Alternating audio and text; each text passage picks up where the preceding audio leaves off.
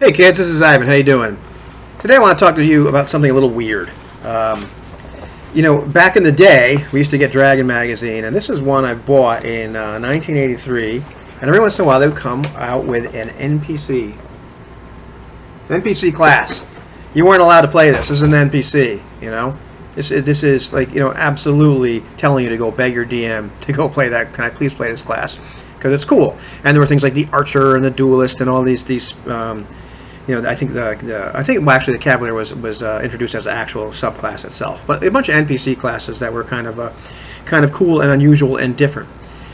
And it reminded me, or I was reminded of that a little while ago when I was reading through the Advanced Fighting Fantasy rules. Because what happens in this game is that character generation, you get one thing, just one, and it's kind of like a feat. And there are things like there's one where you get a familiar. Like, you don't have to be a spellcaster. You don't get any kind of telepathic vibe or anything like that. This animal and you are just kind of buddies. There's one where it's kind of like a sort of like a dodgy kind of thing, where like over time you get better. The game doesn't use armor class, but essentially what's happening is your armor class is getting better, and you're really good at just kind of being like sort of like a duelist. Because part of the duelist vibe was that when you were fighting somebody else that also had a weapon, you had a better armor class, and the higher you went up in level, the better your armor class got. And if you're fighting somebody with the same weapon, you were even better, and you actually had advantages to hit and everything.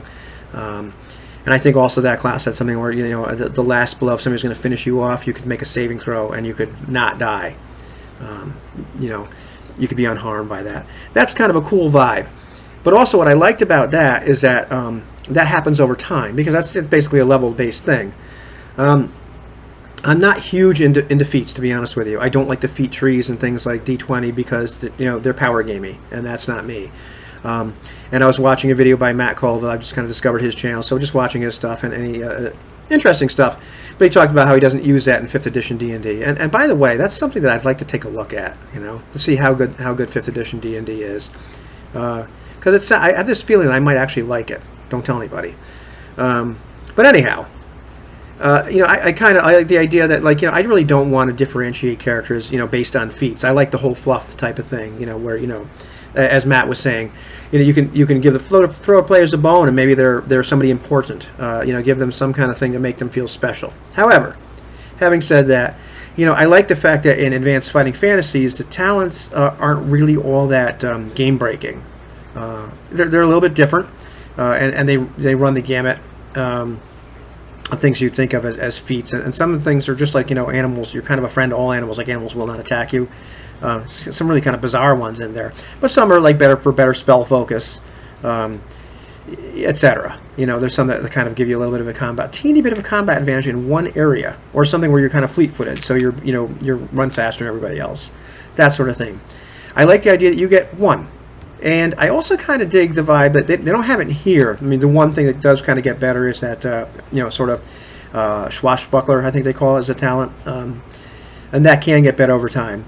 I like the idea that, maybe if you were to import something like this and putting it into like a, for lack of a better term, like OSR, D&D type thing. And a lot of times when I say Lamentations of the Flame Princess, what I really mean is that game and all the other like basic clones and the whole kind of OSR sync from Astonishing Swords, Sorcerers and Swordsmen, etc. The whole 9 yards.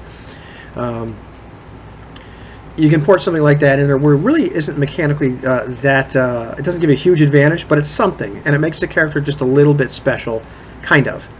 And I also like the idea that if you wanted to, you could, as the character gains levels, maybe let it have more and more of a mechanical advantage. Maybe you allow somebody to have a feat where it's or a talent, I suppose. I like that word better.